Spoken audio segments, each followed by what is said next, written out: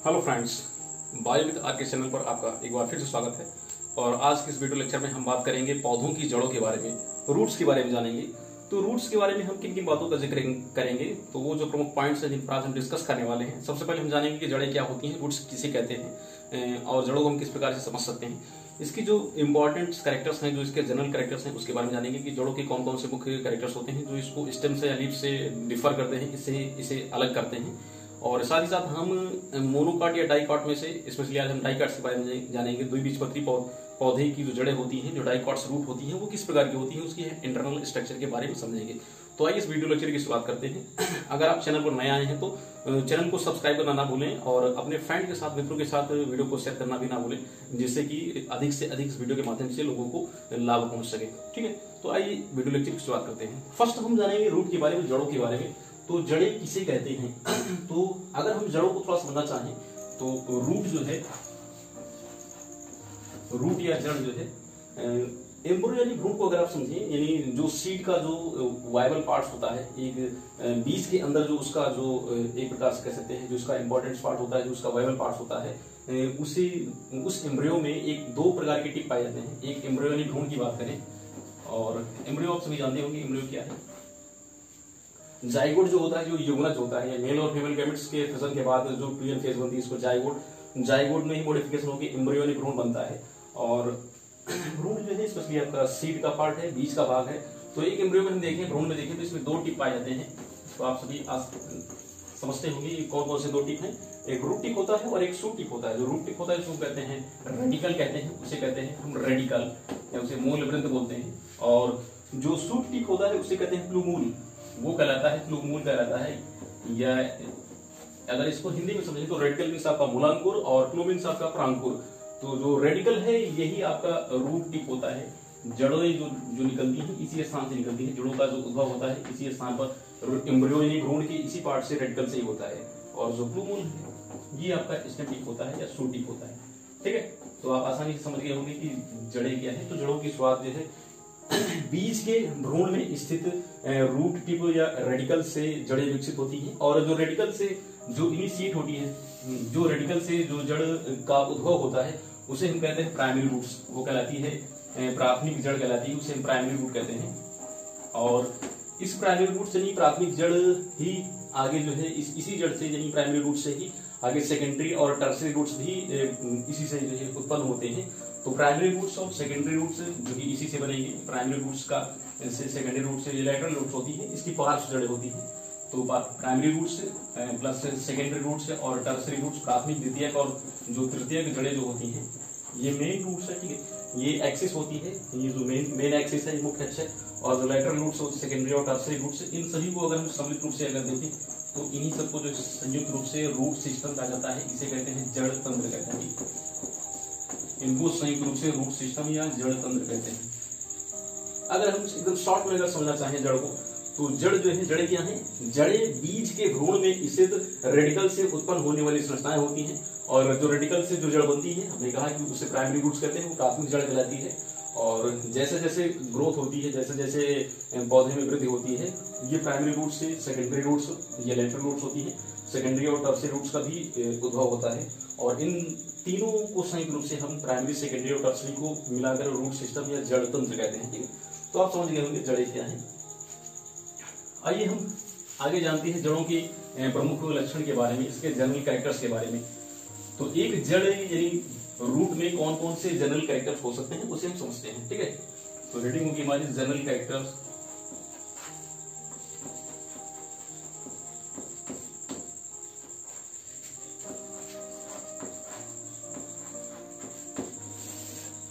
General character of root यानी जड़ का के सामान्य लक्षण कौन कौन से हैं। तो फर्स्ट हम कैरेक्टर की बात करें, प्रथम लक्षण की बात करें जड़ों की, तो पहला कैरेक्टर से जड़ों में ये होता है कि जो जड़ें जो होती हैं, जो रूट होती हैं, वो एम्ब्रियो यानी भ्रूण के रेडिकल यानी मूलांकुर से उत्पन्न होती हैं। तो इनका जो ओरिजिन होता है, रूट्स जो होती है, ये जो है आपका रेडिकल यानी मूलांकुर से उत्पन्न होती है। Roots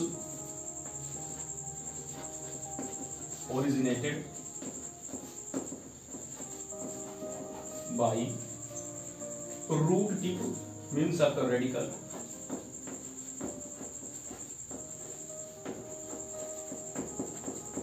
of embryo. जड़ें भ्रूण के मूलांकुर या कह सकते हैं कि मूल क्या बोलेंगे रूट टिप, यानी रूट टिप से जो है ओरिजिनेट होती है, इनसे इनका उद्भव होता है। फर्स्ट पॉइंट ये हो गया कि जो जड़ें जो होती हैं वो एम्ब्रियो यानी भ्रूण के रूट टिप या रेडिकल से उत्पन्न होने वाली संरचनाएं होती हैं। फर्स्ट इसका कैरेक्टर, फर्स्ट लक्षण। दूसरा जो कैरेक्टर इसका ये है कि जड़ों में नोड और इंटर नोड्स नहीं प्रेजेंट होते हैं। तो roots have no nodes and inter nodes.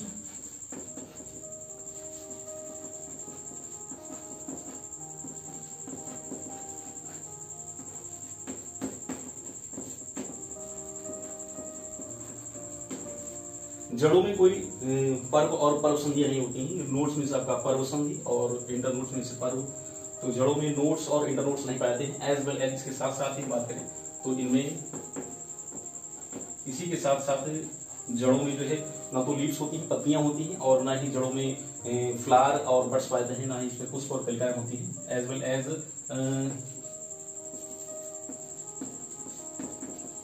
It's have no leaves, buds और फ्लावर, और ना ही इसमें पत्तियां या कह सकते हैं कलियां और पुष्प में भी नहीं पाए जाते इसमें। तो फिर से एक बार हम समझ लेते हैं। जो दूसरा पॉइंट हमारा ये कहता है कि जड़ों में पर्व और पर्व संधियां नहीं होते हैं, और इसके साथ ही इसमें ना तो पत्तियां होती हैं जड़ों में, और ना तो ही इसमें जो है आपका बड्स यानी कलिकाएं होती हैं, और ना ही फ्लावर्स होते हैं, पुष्प होते हैं।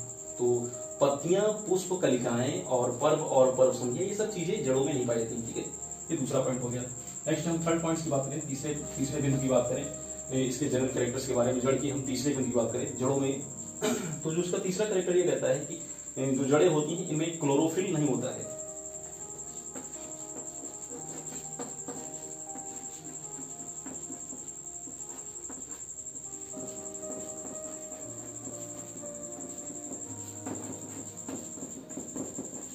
जड़ों में जो क्लोरोफिल पिगमेंट होता है वो नहीं पाया जाता। ठीक है, जड़ों में पर्णहरित नहीं होता है, क्लोरोफिल नहीं पाता। अब जब जड़ों में क्लोरोफिल नहीं होगा तो सीधी सी बात है कि इनमें इनका जो कलर होगा वो ग्रीन कलर नहीं होगा।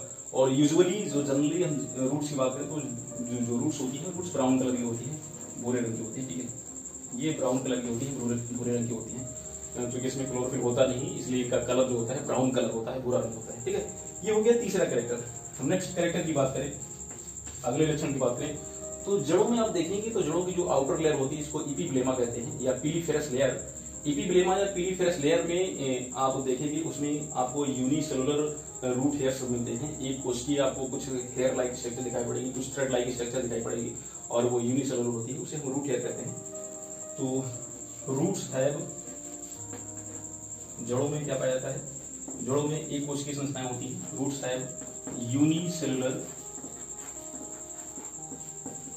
थ्रेड लाइक स्ट्रक्चर,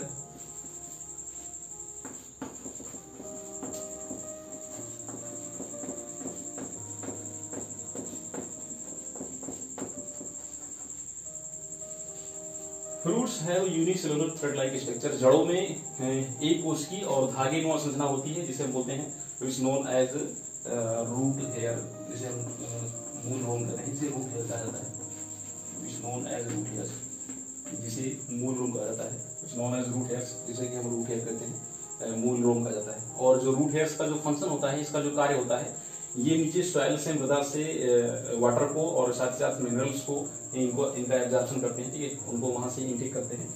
तो फिर से एक बार इसको हम देख लेते हैं, जो चारों पॉइंट्स हैं। सबसे पहले हमने पॉइंट्स की बात की कि जो जड़ें होती हैं वो एम्ब्रियोनिक भ्रूण के रेडिकल्स यानी रूट टिप से ओरिजिनेट होती है, वहां से इनका उद्भव होता है। नेक्स्ट दूसरा पॉइंट ये बताता है कि जड़ों में नोड और इंटरनोड नहीं होते हैं, और साथ ही साथ इसमें पत्तियां, फल और कह सकते हैं कि कलिकाएं ये भी नहीं होती हैं इसमें, और ना ही इसमें पुष्प होता है। और बात करें नेक्स्ट, तो जो जड़ें जो होती हैं, जड़ों में क्लोरोफिल पिगमेंट्स नहीं पाया जाता, अर्थात इनका रंग हरा नहीं होता है, बल्कि ब्राउन कलर की स्पेशली होती है। और जड़ें जो होती हैं, जड़ों में एक कोशिकीय संरचनाएं पाई जाती हैं, और ये आउटर लेयर होती हैं, अर्थात एपीब्लेमा पर यानी पीलीफेरस लेयर पर होती हैं। इन थ्रेड लाइक स्ट्रक्चर को बोला जाता है रूट हेयर या मूल रोम कहते हैं। और जो रूट हेयर होती है, रूट हेयर का हमने बताया फंक्शंस कि ये जो सॉइल यानी मृदा से वाटर को और मिनरल्स का एब्जॉर्प्शन करती है। ठीक है, आइए हम अगले प्रकार के या अगले पॉइंट्स की बात करते हैं, 5वें पॉइंट्स की। अगर इसका आप स्नैपशॉट लेना चाहें तो ले सकते हैं, थोड़ा सा मूव हो जाते हैं। ठीक है, चलिए नेक्स्ट पॉइंट की तरफ चलते हैं, अगले बिंदु की तरफ देखते हैं इसका नेक्स्ट कैरेक्टर क्या है। तो हमने 4 पॉइंट्स पढ़े हैं। फर्स्ट हमने पढ़ा कि इनका जो उद्भव होता है वो रेडिकल से होता है, इनमें नोड और इंटरनोड नहीं पाया जाता, इनमें क्लोरोफिल नहीं होता है, और इसमें एक कोशिकीय हेयर लाइक स्ट्रक्चर या थ्रेड लाइक स्ट्रक्चर होती है, इसको रूट हेयर कहते हैं। नेक्स्ट अगले पॉइंट्स की बात करें, अगला जो कैरेक्टर है वो ये है कि जड़ों की जो ग्रोइंग रीजन होते हैं, जड़ों के जो वृद्धि करने वाले क्षेत्र होते हैं, जो उनके टिप होते हैं, वहां पर एक कैट लाइक स्ट्रक्चर होती है।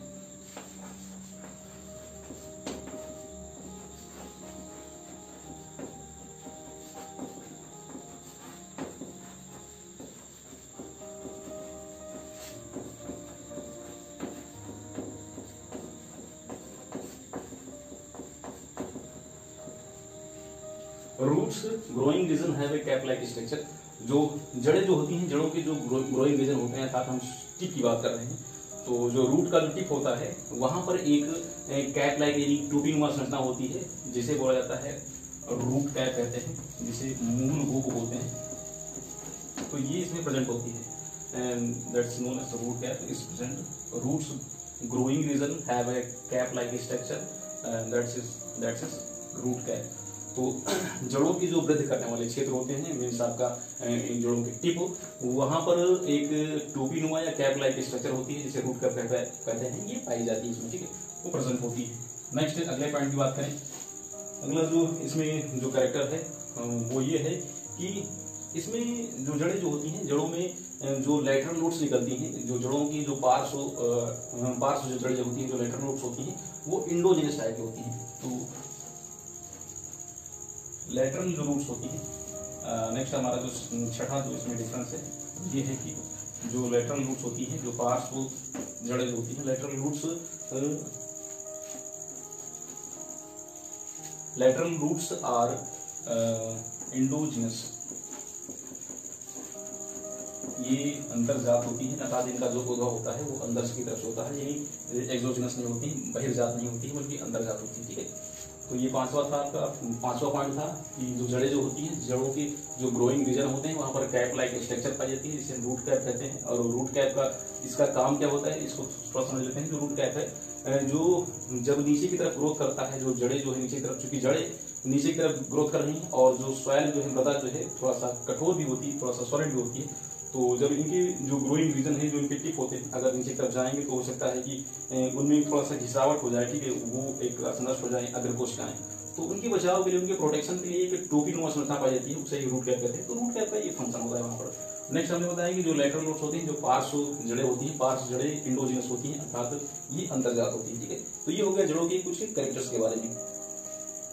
एक पॉइंट इसमें और बच रहा है कि जो जड़ें जो होती हैं, जड़ें अगर आपको जड़ों को देखें तो जड़ें ये प्रकाश से दूर होती हैं, यानी नेगेटिवली फोटोट्रॉपिक होती हैं, और ये आपका पॉजिटिव आपका जियोट्रॉपिक होती है, अर्थात प्रकाश से दूर, और जो भूमि की गुरुत्वाकर्षण शक्ति होती है उसकी तरफ अट्रैक्ट होते हैं, आकर्षित होते हैं। तो वो गए प्रमुख जो लक्षण थे, हमने वहां पर डिस्कस कर लिए हैं।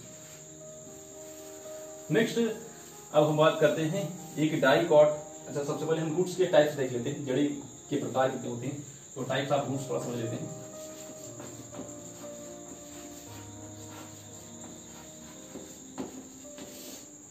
जड़ों के प्रकार के बारे में जान लेते हैं, टाइप्स ऑफ रूट्स क्या है। तो जड़ें मेनली 2 प्रकार की होती हैं, सभी आपको पता होगा, जड़ों के 2 प्रकार होते हैं। फर्स्ट है आपका टैप रूट, इसको हम कहते हैं हिंदी से वो है मूसला जड़, और जो दूसरा प्रकार है इसका वो है एडवेंचरस रूट।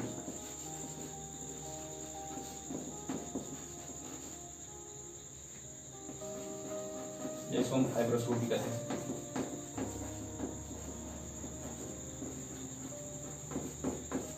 अपस्थानिक या झकड़ा जड़ या रेशेदार जड़ भी कह सकते हैं।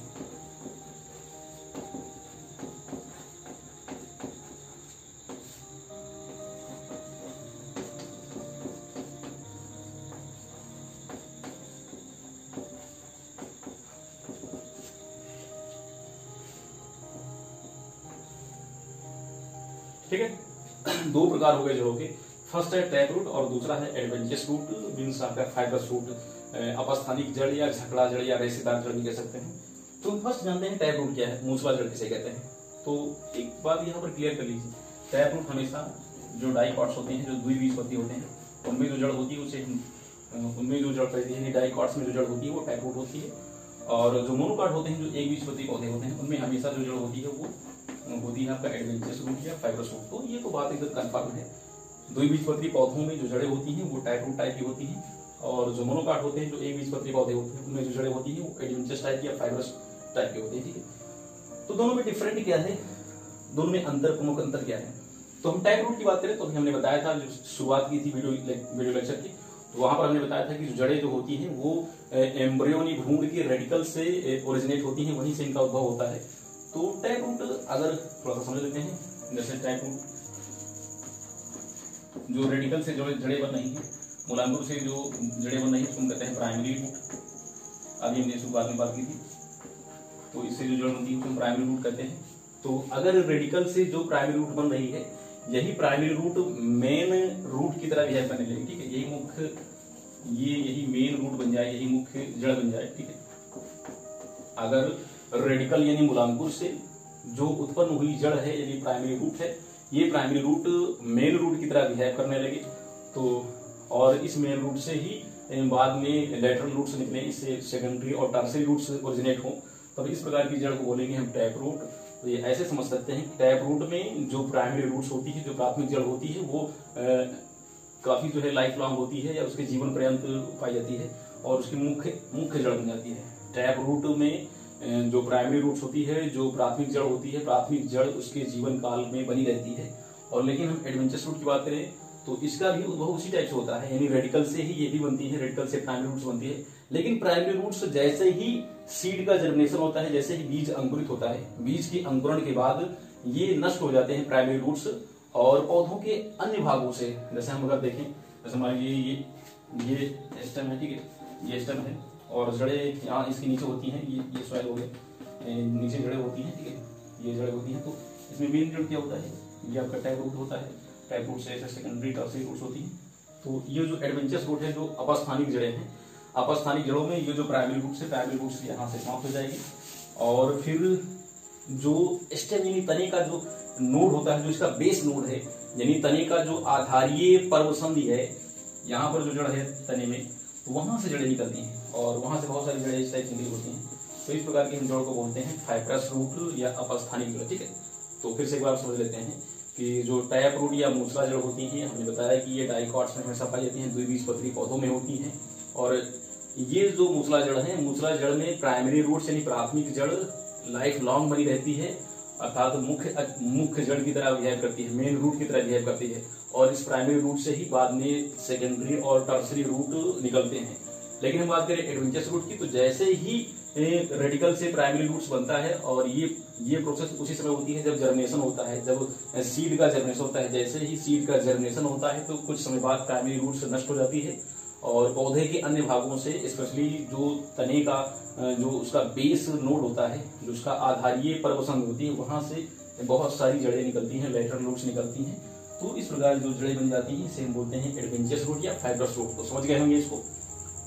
चलिए, तो ये था जड़ों के प्रकार, दो प्रकार की जड़ें, टैप रूट और एडवेंचरस रूट, मूसला जड़ और अपस्थानिक जड़। आइए अब हम बात करते हैं डाइकॉट रूट्स के बारे में।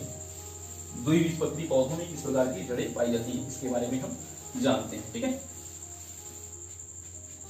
तो एक हम फिगर के माध्यम से, यहाँ पर एक फिगर बनाना पड़ेगा और उस फिगर के माध्यम से हम समझेंगे।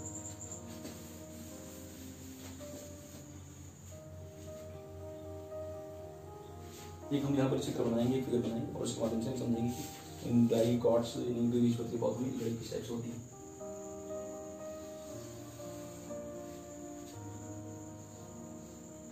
अभी इससे पहले हमने लीफ को पढ़ा था, पत्तियों को पढ़ा था। पत्तियों में हमने उसके इंटरनल स्ट्रक्चर को पढ़ा था, और डॉर्निवेंट्रल और आइसोबाइलेटरल लीव्स के बारे में पढ़ा था। तो अब कुछ उसमें से कंठस्थ होगा, कुछ चीजें याद होंगी। तो अगर कुछ चीजें याद होंगी तो आपको यहाँ पर थोड़ा समझने में सुविधा होगी।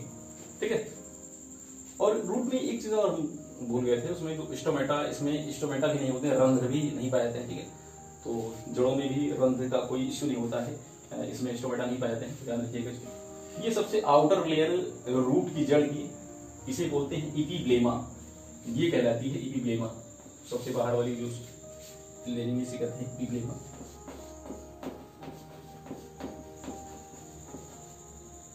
या इसका एक दूसरा और नाम है, इसे कहते हैं पीलीफेरस लेयर। ठीक है, तो सबसे बाहर वाली जो इसमें लेयरिंग होती है, सबसे बाहर वाला जो स्तर है कोशिकाओं का एक स्तर होता है, इसे इपीब्लेमा या पीलीफेरस लेयर कहते हैं। ठीक है, या पीलीफेरस लेयर कहते हैं, इपीब्लेमा या बाह्य त्वचा।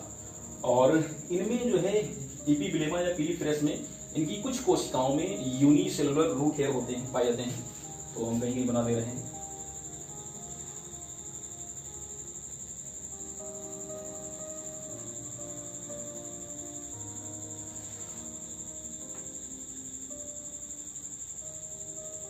हमने 2 बना दिया है इसमें। ठीक है, इनकी कुछ कोशिकाओं में, ठीक है, रूट हेयर, और ये रूट हेयर जो है ये यूनिसेलुलर होते हैं, एक कोश के होते हैं। ये रूट हेयर मूल रोम है।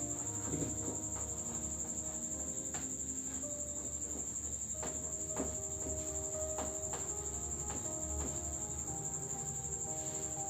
फिर उसके बाद इसमें हाइपोडर्मिस वाली कोशिकाएं नहीं होती हैं, बल्कि उसके स्थान पे कॉर्टेक्स होता है। तो कई लेयर कॉर्टेक्स की वॉल्कुट की कोशिकाएं पाई जाती हैं। ये ओवल शेप की होती है, वॉल्कुट वाली कोशिकाएं होती हैं।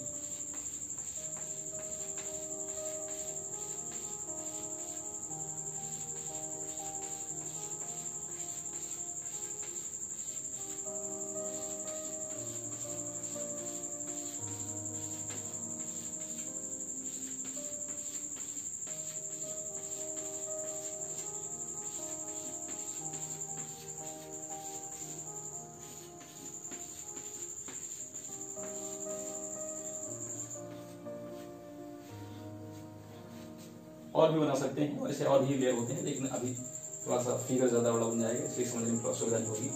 तो सबसे एक बार फिर समझ लेते हैं। सबसे बाहर की जो आउट लेयरिंग है, जिसमें सबसे बाहर वाला तो स्तर है, इसे इपीब्लेमा या पीलीफेरस लेयर कहते हैं। ठीक है, बाह्य त्वचा है रूट की, ये सबसे आउटर लेयरिंग है।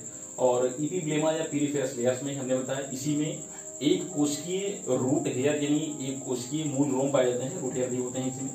फिर इसके बाद ये कई हमने कोशिकाओं के स्तर बनाए हैं, ओवल शेप कोशिकाएं, और इसमें इंटरसेलुलर स्पेस भी होता है, लेकिन बहुत ज्यादा नहीं होता है। स्पेशली पैरेंकाइमा की बनी, मृदुतक की बनी कोशिकाएं होती हैं। और ये जो लेयर होता है, जो स्तर होता है, ये कहलाता है कॉर्टेक्स, इसी कहते हैं वॉल्कुट।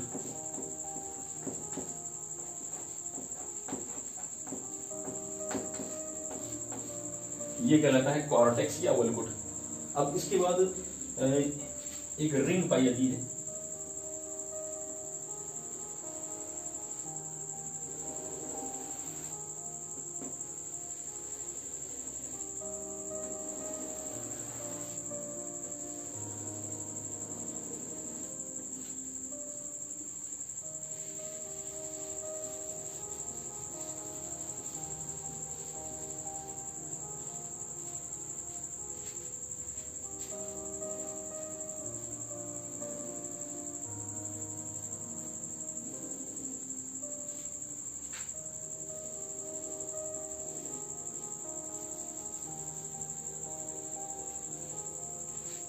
ठीक है, ये रिंग होती है। इस रिंग में जो है इसमें आप देखेंगे तो इसमें ड्रम लाइक स्ट्रक्चर, ऐसे ड्रम की शेप की कोशिकाएं पाई जाती हैं इसमें। इसे कहते हैं एंडोडर्मिस।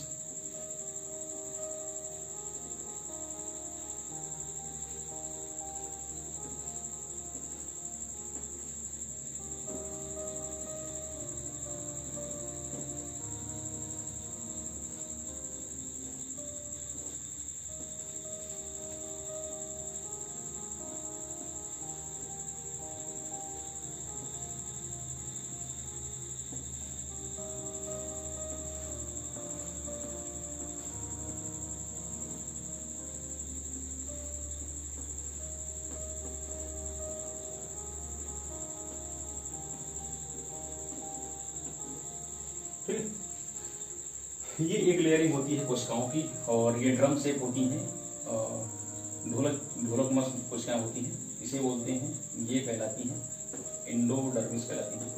इसे कहते हैं अंतस त्वचा या एंडोडर्मिस कहलाती है। आवाज आ रही है हमारी, स्लो हो गई होगी, चलिए सॉरी इसके लिए। फिर से इसको एक बार देख लेते हैं रूट को। तो रूट में जो सबसे बाहर की आउटर लेयरिंग होती है उसको हम कहते हैं इपिब्लेमा या पिलीफेरस लेयर। इपिब्लेमा या पिलीफेरस लेयर में ही हमने बताया कि इसमें एक कोशिकीय रूट हेयर पाए जाते हैं, एक कोशिकीय मूलों होते हैं। उसके बाद कई कोशिकाओं का अरेंजमेंट होता है, ओवल शेप कोशिकाएं होती है, कॉर्टेक्स कहलाती है, वल्कुट कहलाती है। कॉर्टेक्स या वल्कुट में स्टोरेज होता है स्टार्च का, मंड का। और फिर उसके बाद कॉर्टेक्स के बाद जो है एक कोशिकाओं का जो एक स्पेरिकल राउंड पाया जाता है, शेप होता है, और ये ड्रम शेप कोशिकाएं होती हैं, इसे हम कहते हैं एंडोडर्मिस। ये कोशिकाएं कहलाती हैं एंडोडर्मिस।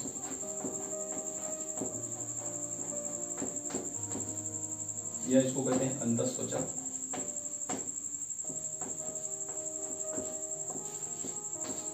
एंडोडर्मिस या अंतःत्वचा कहते हैं। इसके बाद एक लेयर कोशिका की और होती है जिसे कहते हैं पेरिसाइकिल कहते हैं, परिरंभ कहते हैं। और ये कोशिकाएं जो है कुछ इस टाइप से कोशिकाएं होती हैं।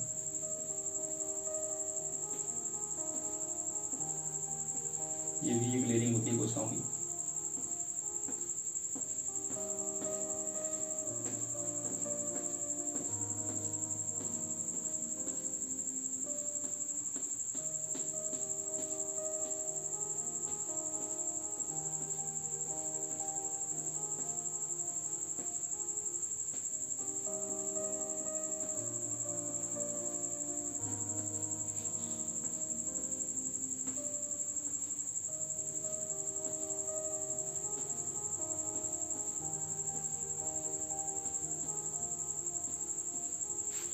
ठीक है, एक बार इसको देख लेते हैं। ये जो बाहर वाली जो कोशिकाएं थी जो ड्रम शेप थी, इनकी हम थोड़ा सा ड्रम शेप को देखें तो इसमें ये जो इस शेप में होती है, जो यहाँ पर कोशिकाएं होती हैं ये थोड़ा सा पतली होती है, बाकी सभी मोटी कोशिकाएं होती हैं। इनकी जो भित्तियां होती हैं मोटी होती हैं। तो जब भी आप इसको बनाइएगा तो इसको पूरा ऐसा थोड़ा सा थिक कर दीजिएगा। इसको ये सभी थिक होती हैं। केवल सामने वाली कोशिकाओं छोड़ करके यहाँ जो कोशिकाएं होती हैं यही केवल इनकी जो दीवारें होती हैं पतली होती हैं। ये इस स्थान पर जो दीवारें वाली थी वो पतली होती है, बाकी सभी जो है ये थिन होती है, बाकी सभी थिक होती हैं। ये मोटी भित्तियां होती हैं इस टाइप से।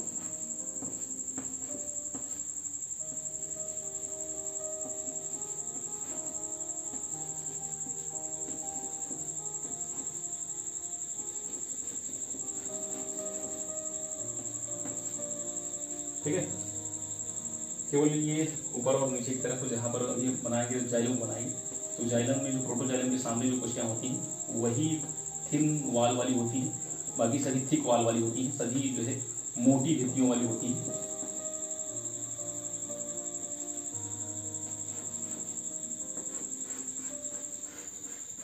ठीक है, केवल हम छोड़ देते हैं जहाँ पर प्रोटोजाइलम पाया जाता है, जहाँ पर प्रोटोजाइलम होता है केवल उसी स्थानों पर जो है ये थिन लेयर होती है एंडोडर्मिस की।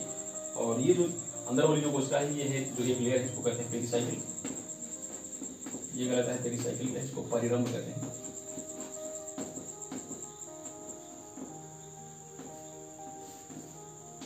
ठीक है, पेरिसाइकिल कहलाता है। और इसके बाद इसमें कई प्रकार की कोशिकाएं होंगी। इसमें आपका जाइलम और फ्लोएम होंगे। वो आपका जाइलम और फ्लोएम जो होते हैं वो रेडियल शेप में होते हैं और एक जार के स्टेज में होते हैं।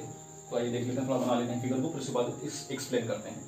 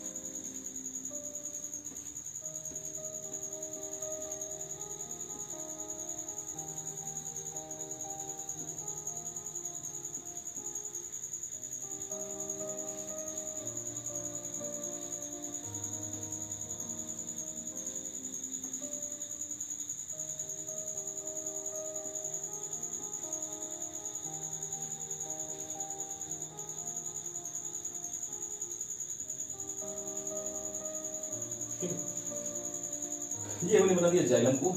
जाइलम में आप देखेंगे कि जो इनर साइड वाले जो जाइलम है ये बड़े जाइलम है और जो आउटर साइड वाले हैं छोटे जाइलम है। तो अंदर की तरफ जाइलम है इसको कहते हैं मेटाजाइलम, ये कहलाता है इनर साइड वाले को कहते हैं मेटाजाइलम। और जो आउटर साइड वाला जो इधर इस साइड में है इधर है ये कहलाता है आपका प्रोटोजाइलम, इसे बोलते हैं प्रोटोजाइलम। तो जब जाइलम में ये इजार के स्टेज में है, इजार फेज में है, ठीक है, और रेडियल सिमेट्री है इसकी, रेडियल सिमेट्री में है। रेडियल सिमेट्री में क्या होता है, जाइलम और फ्लोएम जो है रेडियाई पर उपस्थित होते हैं अर्थात अर्धव्यासों पर होते हैं। तो ये जाइलम हमने दिया, इधर जाइलम इसके सामने, इधर जाइलम और इधर जाइलम इस टाइप से होना दिया। और फ्लोएम कहाँ पर होंगे, फ्लोएम होंगी इन स्थानों पर। इधर आप फ्लोएम देख सकते हैं, ऐसे उसका कोई कलर बना देंगे, यहाँ पर आप फ्लोएम को देख पाएंगे, यहाँ पर ऐसे फ्लोएम होंगे इस टाइप से, ठीक है। तो अल्टरनेट क्रम में होते हैं जाइलम फ्लोएम इस टाइप से जो है जाइलम और फ्लोएम का सीक्वेंसिंग होता है। और इसके बाद जो है बीच में आप देख रहे हैं, बीच में कुछ पैरेन्काइमा सेल्स होते हैं, इसको हम कहते हैं पित्त बोला जाता है। ये पैरेन्काइमा या मृदुपर कोशिकाएं होती है, पित्त कहलाती है, ठीक है। ये आपका जो हमने येलो कलर का बनाया है ये है इधर इसको, ये है फ्लोएम। तो जाइलम और फ्लोएम का क्या फंक्शन है इसको तो आप लोग जानते हैं, बताने की कोई आवश्यकता नहीं है। जाइलम आपका स्पेशली वाटर कंडक्शन के लिए और मिनरल्स के कंडक्शन के लिए, और जो फ्लोएम होता है फूड मटेरियल के कंडक्शन के लिए होता है, ठीक है। तो इसको आपको बताइए, इनर साइड में प्रोटोजाइलम और इनर साइड में मेटाजाइलम और आउटर साइड में प्रोटोजाइलम। तो ये जाइलम के दो पार्ट हो गए। बीच में हमने बता दिया कि पित्त है, ये पैरेन्काइमा सेल्स का बना होता है, मृदुतर का बना हुआ होता है। और इसके अलावा जहां पर फ्लोएम हमने बनाया है, 1, 2, 3 और 4 स्थान हमने फ्लोएम बनाया है। फ्लोएम के नीचे की तरफ आप यहाँ पर देखेंगे स्क्लेरेनकाइमा होते हैं यहाँ पर, ठीक है। यहाँ पर एक प्रकार से कुछ हार्ड सेल्स होती हैं, पैरेन्काइमा सेल्स नहीं पाई जाती बल्कि स्क्लेरेनकाइमा सेल्स होती हैं, ठीक है। मृदुतर कोशिकाएं नहीं होती बल्कि स्थूल कोशिकाएं होती हैं। स्थूल कोण क्या बोलेंगे, इसको बोलेंगे आप दृढ़ोत्तक कह सकते हैं, दृढ़ोत्तक, यानी ये थोड़ा सा इनकी जो वाल होती है वो थोड़ा सा हार्ड होती है, थोड़ी सी कठोर होती है। तो जस्ट फ्लोएम के नीचे की तरफ हो, अब थोड़ा सा यहाँ स्पेस नहीं बचा है तो ऐसे हम बता दे रहे हैं। यहाँ पर कुछ हार्ड कोशिकाएं बन जाती है, कुछ इस टाइप से कोशिकाओं का एक समूह बन जाता है, और इनकी जो वाल होती है, जो दीवार होती है, काफी हार्ड होती है। तो इसको हम किधर बना दे रहे हैं, इसको हम यहाँ पर इंडिकेट कर दे रहे हैं, इसे कहते हैं, ये कहला जाएगा ये जो दूसरी संस्था है इसे कहते हैं स्क्लेरेनकाइमा। हाँ सही है।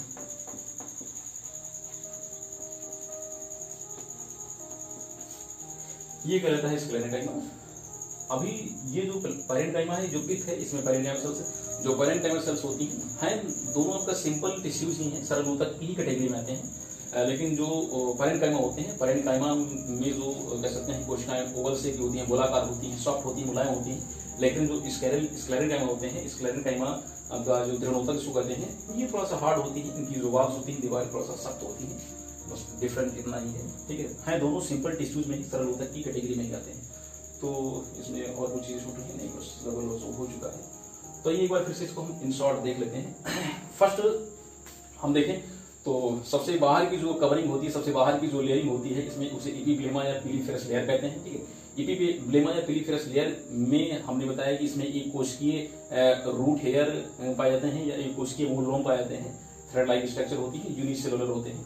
उसके बाद एपिब्लेमा या पिलीफेरस लेयर के बाद कई कोशिकाओं का एक स्तर पाया जाता है, इसमें कई लेयर होते हैं कोशिकाओं के, सेम टाइप की कोशिकाएं होती हैं, ओवल शेप की होती हैं, इंटरसेलुलर स्पेस पाए जाते हैं लेकिन कम होते हैं। इन कोशिकाओं को कॉर्टेक्स या वोल्कुट सेल्स कहते हैं, कॉर्टेक्स या वोल्कुट की कोशिकाएं कहलाती हैं। और कॉर्टेक्स या वोल्कुट का मेन फंक्शन ये है कि इसमें स्टोरेज होता है, इसमें भंडारण होता है स्टार्च का, मंड का, ठीक है। नेक्स्ट उसके बाद ओवल एक स्फेरिकल संरचना बनती है। तो सबसे आउटर लेयर इस स्फेरिकल संरचना में है जो कहलाती है एंडोडर्मिस, उसे बोलते हैं एंडोडर्मिस, यहाँ पर हमने लिखा है, इसे अंतःत्वचा कहते हैं। सही, इसमें पॉइंट और शूट रहा है। एंडोडर्मिस में जहां पर ये प्रोटोजाइलम जहां पर होते हैं, ये प्रोटोजाइलम, तो प्रोटोजाइलम के पास हमने बताया कि इनकी जो भित्तियां होती हैं वो पतली होती हैं। इन प्रकार की कोशिकाओं को हम कहते हैं पैसेज सेल।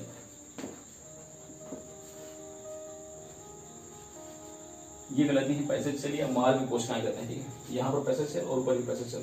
तो प्रोटोजाइलम जहाँ पर होता है तो वहाँ पर प्रोटोजाइलम के पास में इनकी जो भित्ति जो होती है, जो वाल होती है किसकी, एंडोडर्मिस की, अंदर त्वचा की, वो पतली रहती है। बाकी सभी इधर हमने बनाया है सब थिक वाल बनाया है इसमें, तो सभी अन्य स्थानों पर थिक होती है। केवल आपका जहाँ पर प्रोटोजाइलम जो सामने होता है वहाँ पर थोड़ी सी जो वाल या दीवार होती है एंडोडर्मिस की, वो थिन हो जाती है, पतली हो जाती है, और इन कोशिकाओं को वहाँ पर पैसल सेल या मार्ग कोशिकाएं कहते हैं। ठीक है, फिर नेक्स्ट अगला एक लेयरिंग और है इसमें अंदर की तरफ, एंडोडर्मिस की अंदर की तरफ, इसको पेरिसाइकिल कहते हैं। पेरिसाइकिल ये भी आपकी पैरेन्काइमल सेल्स होती हैं, ये भी मृदुता कोशिकाएं होती हैं, सॉफ्ट सेल्स होती हैं। फिर उसके बाद अंदर की तरफ आप प्रोटोजाइलम और आप देखेंगे इसमें अंदर की तरफ, इसमें जाइलम और फ्लोएम को देखेंगे। जाइलम और फ्लोएम जो है रेडियल सिमेट्री में है और एक जार के स्टेज में है। ठीक है, जाइलम और फ्लोएम जो है रेडियल सिमेट्री में, रेडियल सिमेट्री उस सिमेट्री को कहते हैं जब जाइलम और फ्लोएम जो है अर्धव्यासों पर या कह सकते हैं अल्टरनेट सीक्वेंस में प्रेजेंट हो, तब इस सीक्वेंसिंग को कहते हैं रेडियल सिमेट्री कहते हैं। अर्थात जो जाइलम और फ्लोएम हो एक दूसरे के अर्धव्यासों पर हो, ठीक है, अल्टरनेट सीक्वेंस में हो, तो उसे हम कहते हैं रेडियल सिमेट्री कहते हैं। और आप जाइलम को देखें तो जाइलम में एक जार की स्टेज पाई जाती है, अर्थात जो बड़े वाले जो जाइलम होते हैं वो अंदर केंद्र की तरफ होते हैं, पित्त की तरफ होते हैं, और जो छोटे वाले जो जाइलम होते हैं वो आउटर की तरफ होते हैं, बाहर की तरफ होते हैं, अर्थात पेरिसाइकिल की तरफ होते हैं। तो ये जो बाहर की तरफ जो छोटे वाले हैं इसको हम प्रोटोजाइलम कहेंगे, और जो अंदर की तरफ जो बड़े वाले जो जाइलम होते हैं इसको हम कहते हैं मेटाजाइलम। ठीक है, तो जाइलम, प्रोटोजाइलम और मेटाजाइलम दो भागों में डिवाइड होता है। जो प्रोटोजाइलम होते हैं वो बाहर की तरफ होते हैं, मेटाजाइलम के अंदर की तरफ पित्त की तरफ होते हैं। हाँ, तो बीच में जो कोशिकाएं हैं ये पित्त हैं। ठीक है, ये इसे पित्त कहते हैं, और इसमें और कुछ कोशिकाएं बच रही हैं बीच में जो स्पेसिंग है, जहाँ पर कुछ कोशिकाएं होती है इसको कनेक्टिव टिश्यूज कहते हैं। तो थोड़ा सा इसका कलर चेंज कर देते हैं, समझ नहीं पाएंगे, इसको भी व्हाइट कलर से कर देते हैं। तो जाइलम और फ्लोएम के बीच में, जहाँ पर जाइलम और फ्लोएम का जो बीच में ये बच जाता है स्थान, इसमें कनेक्टिव टिश्यूज भी होते हैं। ठीक है, इसे संयोजी ऊतक कहते हैं। इधर हम लिख देते हैं यहाँ पर,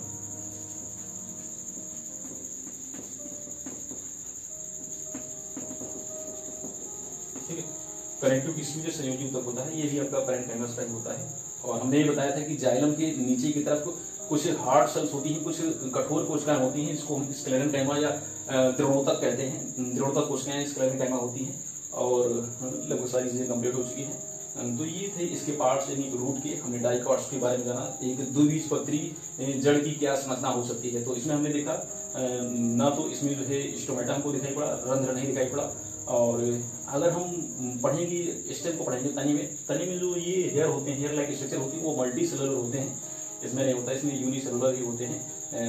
और इसमें क्यूटिकल भी नहीं पाया जाता है। ये जो आउटर लेयर एपिब्लेमा है, एपिब्लेमा पर कोई लेयरिंग नहीं है, क्यूटिकल नहीं है, तो क्यूटिकल भी इसमें नहीं है। ये हाइपोडर्मिस स्पेशली आपका कॉर्टेक्स का बना होता है, अर्थात हाइपोडर्मिस नहीं होता है, उसे वल्कुट कोशिकाएं होती हैं। और यहाँ पर आप देख रहे हैं वेस्कुलर बंडल, तो वेस्कुलर बंडल सराउंडेड है आपका एंडोडर्मिस से। एंडोडर्मिस के अंदर एक कोशिकीय स्तर है कोशिकाओं का, पेरिसाइकिल, पैरेन्काइमल सेल्स हैं, और उसके बाद जाइलम और फ्लोएम रेडियल सिमेट्री में और एक जार के स्टेज में प्रेजेंट है, और बीच में पित्त है। और जाइलम और फ्लोएम के बीच में, जाइलम और फ्लोएम के अंतर पर, जाइलम और फ्लोएम के बीच में जो है कनेक्टिव टिश्यूज या संयोजी ऊतक भी भरा हुआ है, ये पैरेन्काइमल सेल्स हैं। और फ्लोएम के पीछे की तरफ कुछ हार्ड सेल्स हैं, कुछ दृढ़ कोशिकाएं हैं, जिसे स्क्लेरेन्काइमा कहते हैं। ठीक है, और हमने ये भी जाना कि जो एंडोडर्मिस है, जो अंतस त्वचा है, एंडोडर्मिस जहां पर प्रोटोजाइलम के सामने है, प्रोटोजाइलम के सामने वाली जो कोशिकाएं हैं, जो थिन कोशिकाएं हैं, पतली कोशिकाएं हैं, उसे पैसल सेल या मार्ग कोशिकाएं कहते हैं। ठीक है, तो लगभग सारा कुछ इसके बारे में हमने जान लिया, डाइकॉट रूट्स के बारे में। तो वीडियो आपको कैसा लगा, हमें अपने कमेंट्स के माध्यम से अपनी बातों को जरूर शेयर करें, और कुछ सुझाव भी अपने दे सकते हैं कि वीडियो में और क्या सुधार किया जा सकता है। अगर आवाज नहीं आ रही तो इसके बारे में भी बताएं, क्योंकि कुछ प्रॉब्लम्स की वजह से कुछ अभी समस्याएं आ रही हैं, लॉकडाउन की वजह से कुछ चीजें अवेलेबल नहीं हो पाई हैं, इसलिए वीडियो को बेहतर तरीके से नहीं प्रेजेंट किया जा सका है। तो फिर भी आप अपने सुझाव दे सकते हैं, उसको हम इम्प्रूव करने की कोशिश करेंगे। तो नेक्स्ट वीडियो में फिर से मिलते हैं, और तब तक के लिए bio with R K channel के साथ बने रहिए और अपने ज्ञान का वर्धन करते रहिए, अपने ज्ञान को बढ़ाते रहिए। तब तक के लिए नमस्कार, धन्यवाद।